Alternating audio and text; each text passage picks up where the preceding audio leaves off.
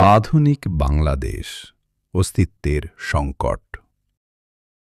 আজ বাংলাদেশের জনসংখ্যার 1%-এরও কম মানুষ বৌদ্ধ ধর্মের অনুসারী। তাদের অধিকাংশই পার্বত্য চট্টগ্রামের পাহাড়ি জনগোষ্ঠী, চাকমা, মারমা, ত্রিপুরা, তঞ্চঙ্গা প্রভৃতি আদিবাসী গোষ্ঠীর অন্তর্ভুক্ত। বড়ুয়া ও অন্যান্য পদবিধারী কিছু সংখ্যক বৌদ্ধ সমতল ভূমিতে বসবাস করে।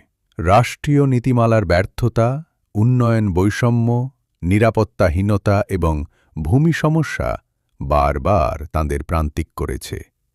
ফলে বহু বৌদ্ধ পরিবার ভারতের অরুণাচল, মিজোরাম কিংবা মিয়ানমারে আশ্রয় নিতে বাধ্য হয়েছে। বাংলাদেশে বৌদ্ধ জনগোষ্ঠীর ভৌগোলিক বিস্তার ও জনসংখ্যাগত চিত্র। বাংলাদেশ একসময়ের গৌরবময় বৌদ্ধ ঐতিহ্যের ধারক ও বাহক বর্তমানে সংখ্যাগত দিক থেকে বৌদ্ধ ধর্মাবলম্বীদের জন্য এক প্রান্তিক ভূখণ্ডে পরিণত হয়েছে।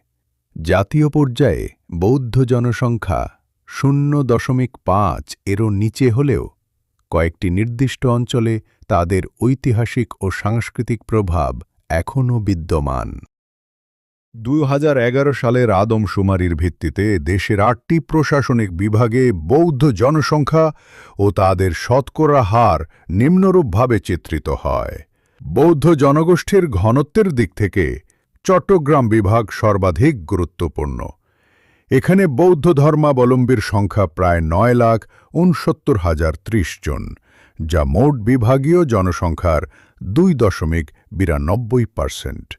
পার্বত্য চট্টগ্রাম ও চট্টগ্রাম জেলার সমতল অঞ্চলে চাকমা, মারমা, তঞ্চঙ্গা, বড়ুয়া সহ পুরনো সমতল বৌদ্ধদের বসবাস এ ঘনত্বের মূল উৎস।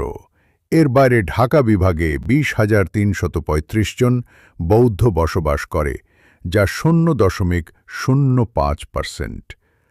মূলত রাজধানী ও পার্শ্ববর্তী অঞ্চলে চাকুরিজীবী, শিক্ষার্থী এবং অভিবাসী বৌদ্ধ জনগোষ্ঠী এখানে অবস্থান করে। বরিশাল বিভাগে 4,011 জন বৌদ্ধ রয়েছে, শতকরা হারে যা 0.05%। এখানকার বৌদ্ধরা মূলত মঠে নিবেদিত কিছু সম্প্রদায়ের অংশ বা অভিবাসিত পরিবার। রংপুর বিভাগে বৌদ্ধ ধর্মাবলম্বীর সংখ্যা 3,091 জন, যা বিভাগীয় জনসংখ্যার 0.02%। এই এলাকায় বৌদ্ধদের উপস্থিতি তুলনামূলকভাবে নতুন এবং সীমিত। অন্যদিকে রাজশাহী, খুলনা, সিলেট ও ময়মনসিংহ